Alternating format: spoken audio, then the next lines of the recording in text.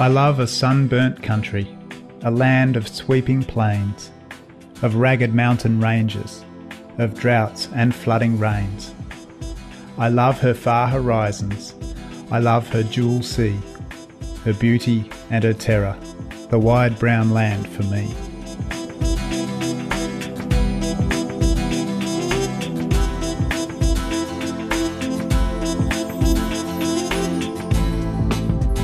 That was a popular stanza excerpted from My Country, one of the best-known works of poetry in Australia, by Dorothy McKellar, which perfectly captures the natural beauty and the heart and spirit of Australia. Awe-inspiring, surreal, breathtaking. These are words that are used to describe the Australian land and its coastline. The Great Barrier Reef, located in the Coral Sea off the northeast coastline, is the largest natural feature on Earth, stretching more than 2,300 kilometres. The Australian outback, with its spectacular scenery and primal mythology, has long been revered as one of the most beautiful places on Earth. Heading further inland to Australia's Red Centre, Ayers Rock or Uluru, a giant sandstone monolith, is a spectacular sight, which changes colour according to the position of the sun. The massive rock domes date back 500 million years and are rich in Indigenous artwork and lore. Have you ever heard a kookaburra laugh? This is just one of the fascinating animals unique to Australia. And then there is the kangaroo, perhaps the most famous Australian animal. This loving marsupial adorns the Australian coat of arms because it never takes a backward step, always moves forward. And if you ever visit Australia, don't miss the opportunity to snuggle up with a cuddly koala. It will take you straight to heaven. Australians have a warm, light-hearted and generous nature. Anywhere you go, you will be greeted with a friendly, "G'day, mate." It's comforting to know that you have 20 million friends who will always be there if needed.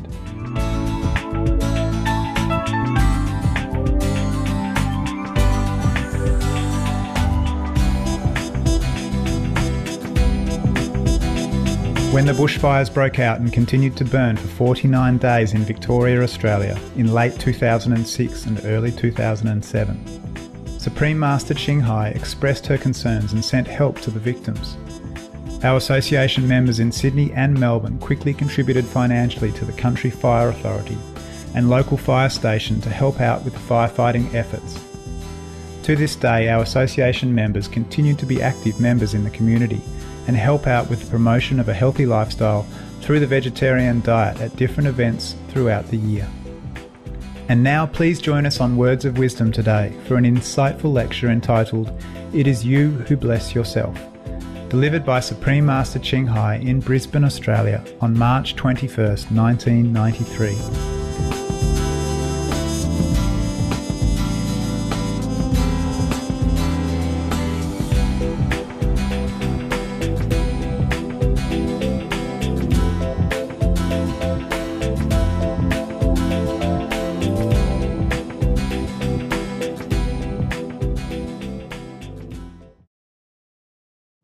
Master Ching Hai, disciples, fellow initiates, my ladies and gentlemen, it is a great honor for me to be here today and to be able to share my own experiences that I have collected after initiation with you.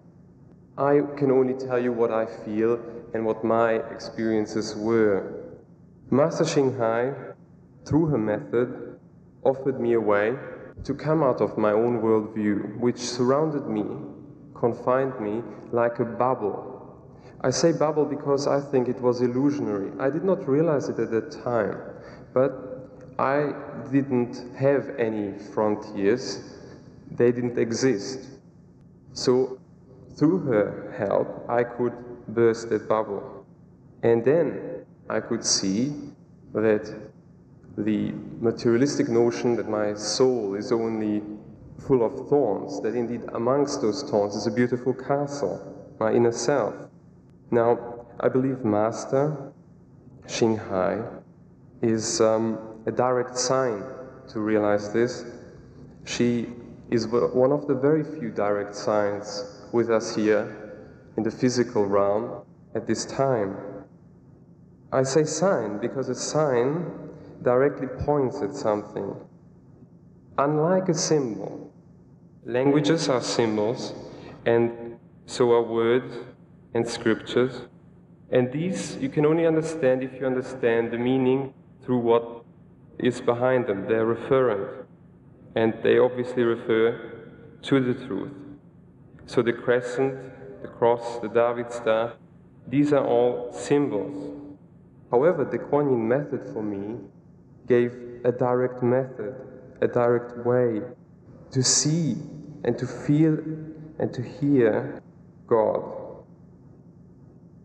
So to me, Master Xing Hai is the finger that points to the moon. Thank you very much. Thank you for coming here. Thank you for making it possible for us to know each other. Otherwise, it might never happen in many thousands of years. This morning, I have been interviewed by one of your television personnel, and he has asked me whether I bring a new religion to your country, something like that, or what I name my faith or my belief. I said to him, it's not necessary to bring another new religion because we have plenty already. And I say, what is a name at least you call your belief? I say, we also have plenty names already. So it's not important to have another name or another religion. Besides, the underlying principles of our religions are one. It's just like we call water in English and French is de l'eau, aqua mineral, something different, or German Wasser, Chinese, 水, Vietnamese, etc., different. And then he asked me whether the religions are the cause of many of the conflicts in the world. I say, not so. It's not the religions which cause conflict in this world. It is some of our misunderstanding about religions that cause conflict. Similarly, there are so-called two forces in the universe. One is the so-called negative, and the other one is so-called positive. Actually, both are positive. But if we use them negatively, even the positive power turns into negative. If we do not understand how to handle some good chemical materials, then they can be poisonous also. But even some kind of poison used by experts can become medical substance to heal people in some cases. We are endowed with both positive and negative power. Above this positive and negative, there is a greater power which encompasses both in non-separation. And if we reach above the positive and negative duality into the deepest recess of our inner kingdom, then we would be able to handle both positive and negative to our own benefit as well as to the benefit of our immediate people and our country and the world at large. He also asked me, what do I think? Maybe I have intuitive knowledge about what the world is going to be in 10 or 20 years' time. I said, if all of us, or many of us, became enlightened, then the world will going to be better. It's already getting better, so it can only be better and better. More and more people are practicing enlightening methods, practicing the presence of the greatest intelligence during their daily life. Therefore, the world is bound to become better. He said to me, are you going to the lecture with the strong intention to convert people into your belief? I said, no. He was surprised. Why I don't have any intention? I said to him, I come here because of God's will. And if people are convinced by what I say, this is also God's will. That is the collective fate of our generation, that you might believe me or not. I have no desire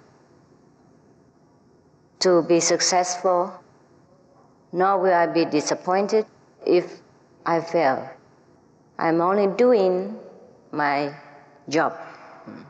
If God doesn't want me to do this, I will as well do any other thing and just do it and enjoy it. Do not expect any result, because the work itself is already rewarding.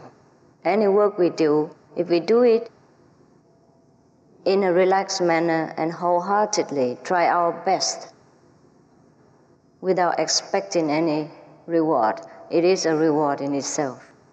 There would be no evil in this world if we only know God, think of God, speak about God, and doing all godly actions. And even evil exists at all, there would be no problem. The problem is we do not remember God very often, except when we are in sorrow. That is fine, that's fine. So at least remember that when we are in sorrow. But if we are enlightened, then God will be always with us and reminding us about himself or herself. There are many methods of enlightenment,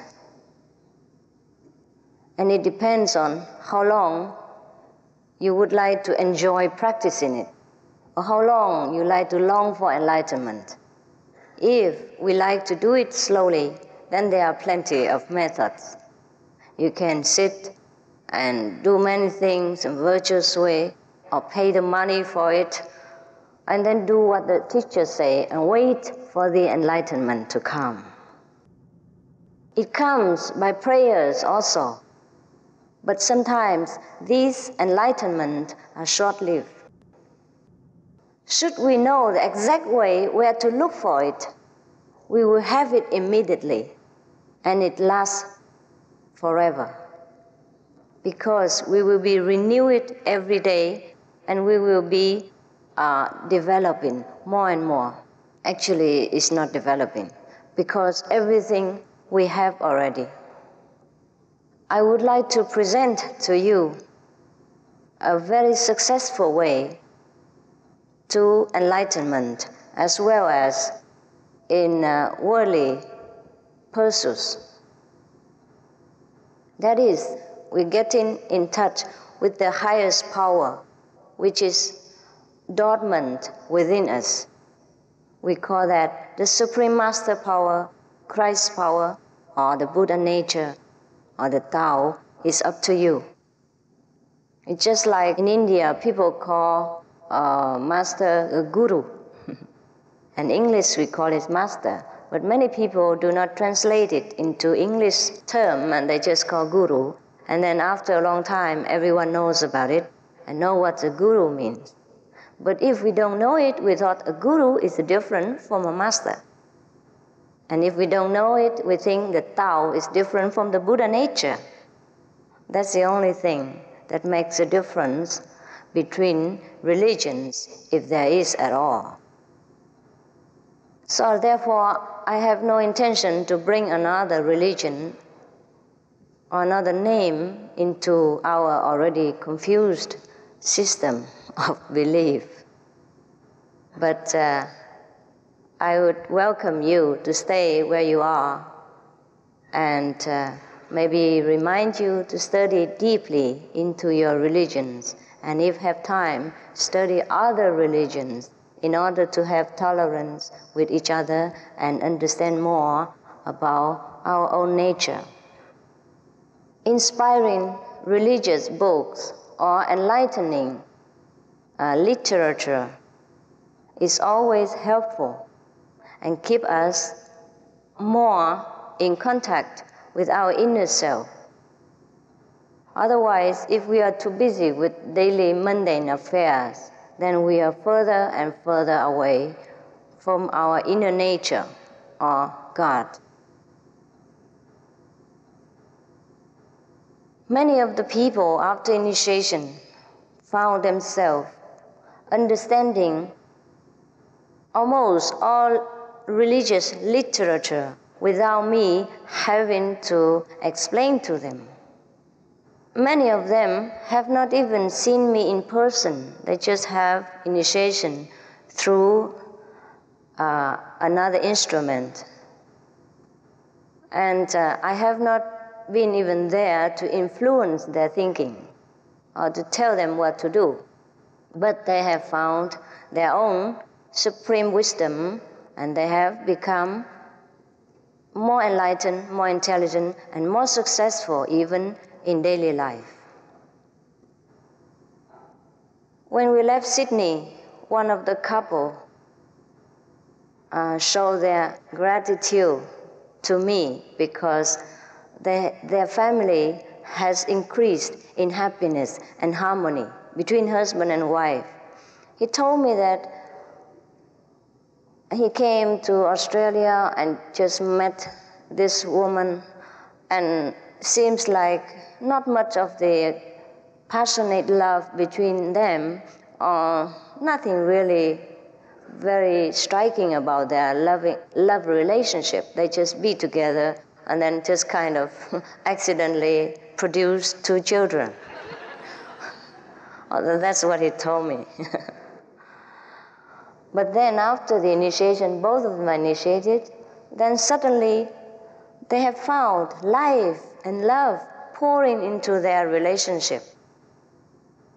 They didn't know that they could love each other. They didn't know there is such thing as romance or family united spirit before. And after practicing the method, they have found it. But these are the mundane things. So it is not very important to stretch, but actually every mundane things or every mundane success or expression come from the inside, comes from our own state of mind. Therefore, if we truly want to have successful life, then we should start from inside out. Just like we water the plant from the root and not on top of the leaves only. And if we are enlightened, all things will become easy. We think fast, we do think quick, we react precisely at the appropriate moment. And that's the key of success. Most of us use our intelligence at the brain level, the habitual level, the preconceived ideas, style of dealing. We do not use the direct response, the ultimate wisdom, which control all things in the universe and make all dreams come true. It is not that I personally will bless you or any the fellow practitioners. It is you, yourself, that bless yourself when you have this, discover this blessing power within yourself. Therefore, we are here not to bless you, not to teach you, not to be your master, but to tell you that you can bless yourself, that you can teach yourself, that you can become the Supreme Master. Because we all have the Supreme Master within ourselves. The only reason we don't know, it is because we are being cheated by the illusionary busyness of daily activities, by the false value of the material importance that we have been taught to believe.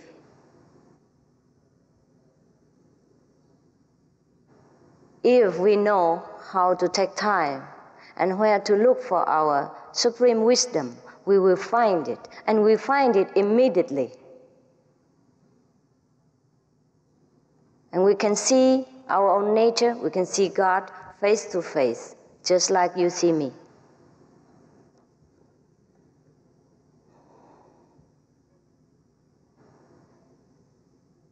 It is not difficult to find our own wisdom.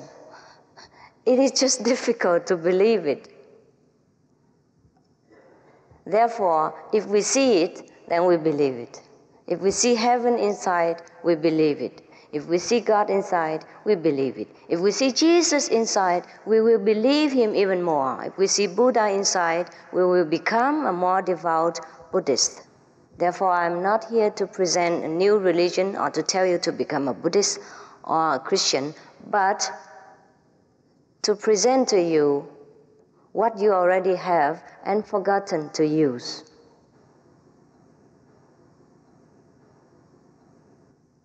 What is it that makes Christ different from other prophets?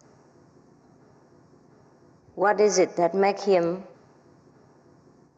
better than us or stand above humanity? It is this supreme power. Jesus has promised us that what he does, we can do. And he doesn't say he's the only Son of God, but he says you are all the children of God.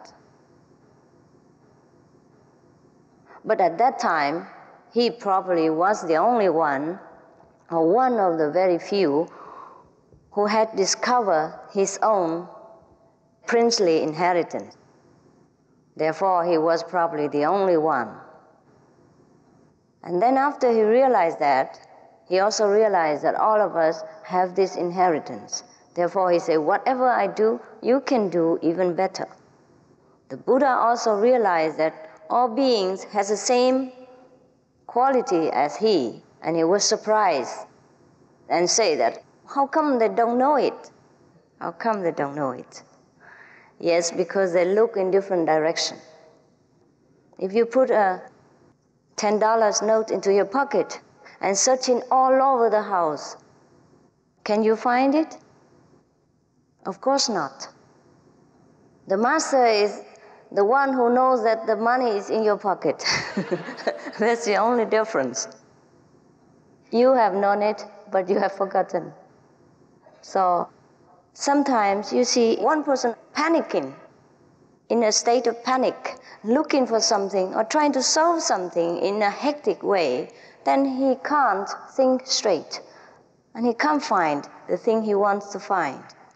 And some third person or just an onlooker, he was pretty cool and he has nothing to do with the whole situation. And look around and you see, there you are, it's in your pocket. That's the only difference between the so-called master and the ordinary people. They put their attention in the other direction instead of where God is. So they don't know God. But God is always within us. It is promised to us like that. And I have found it Therefore, we speak to you through direct perception, direct experiences. Before, I was a religious person. I am now more religious because I know what is stated in the Bible is absolutely true.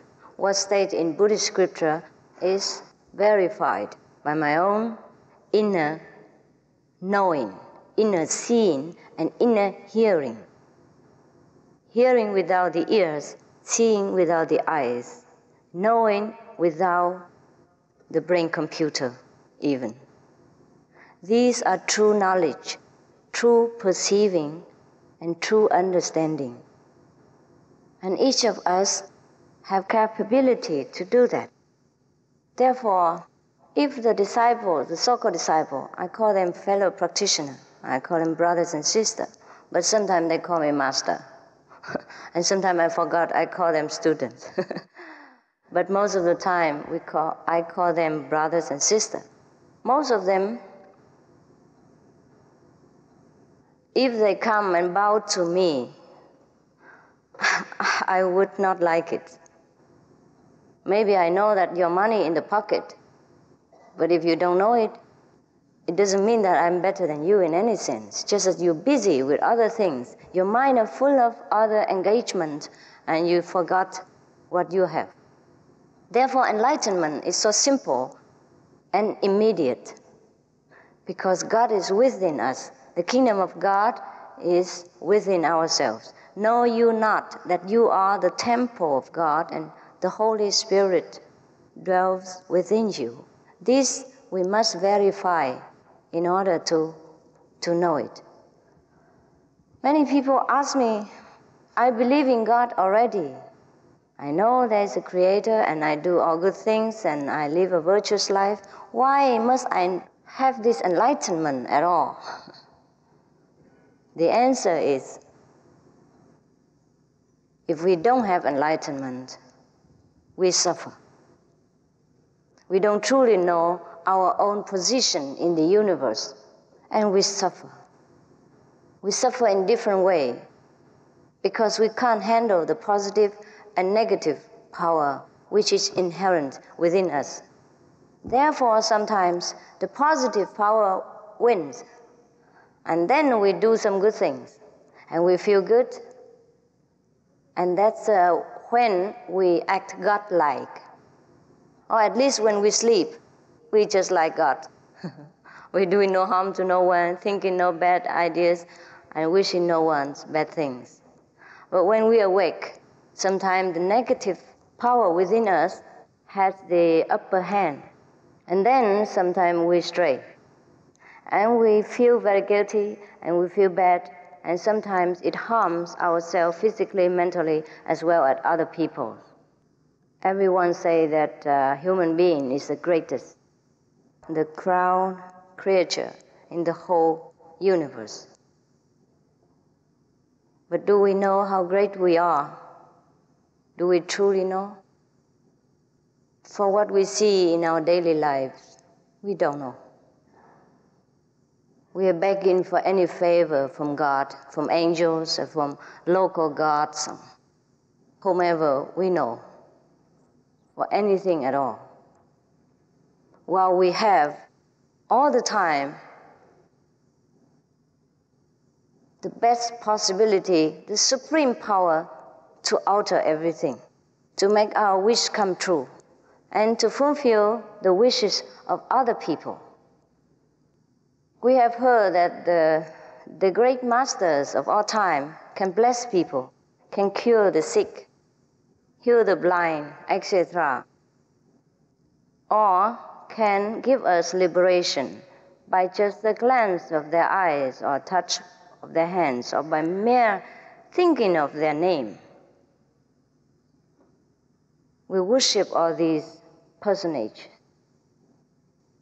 But why don't we aspire to be one? And then we can bless other people, bless ourselves, and bless the world. That's why we suffer. Because we don't use our power And we're always craving and feel some emptiness within our heart, for which no worldly possessions, no positions, and no any of the earthly beauties can fulfill in a long term. That's why people become so-called greedy, or craving for sex, for fame, for profit.